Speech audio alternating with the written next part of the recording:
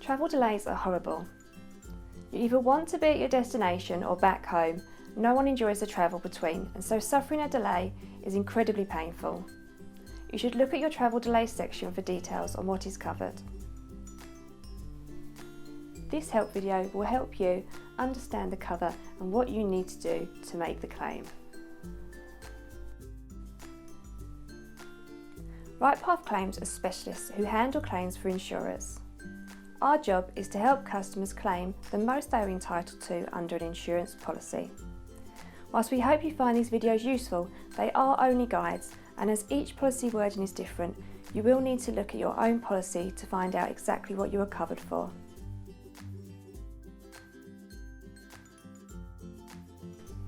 Most cover is in the form of a set benefit, which is based solely on the length of your delay.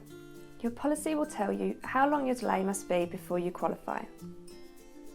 Also, most delays must be for a listed reason, such as adverse weather.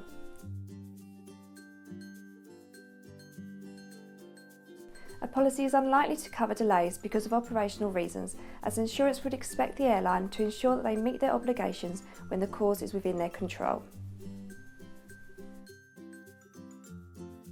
If you are delayed for a long time on the way out, your policy may also cover you if you decide to abandon your trip. This will usually only apply at the very beginning of your trip after experiencing a long delay that is due to a reason covered by your policy.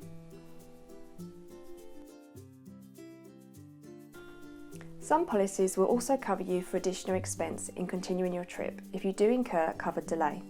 However, not all policies do this, and it is usually at the cost of an additional premium, so again, be sure to check your cover. There will also be a qualifying period of delay before you can make a claim. Likewise, causes deemed to be within the operator's control will also not be covered.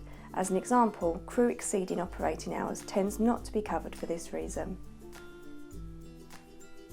You will need to send us your booking invoices to show when you originally booked, who was going and your period of travel. Also, make sure you contact the operator and get them to confirm your original travel dates and times, when you actually travelled and the cause of the delay. If you are claiming for abandonment, we will also need cancellation invoices, and claims for travel disruption will need to be supported with the evidence of additional costs. Lastly, as we aren't your insurers, we may also ask for proof of insurance. There you have it. We've talked all about the difference between travel delay, trip abandonment and travel disruption cover. Hopefully you found this useful, but if you do have any further questions, please check out our other FAQs or give us a call. We're here to help you.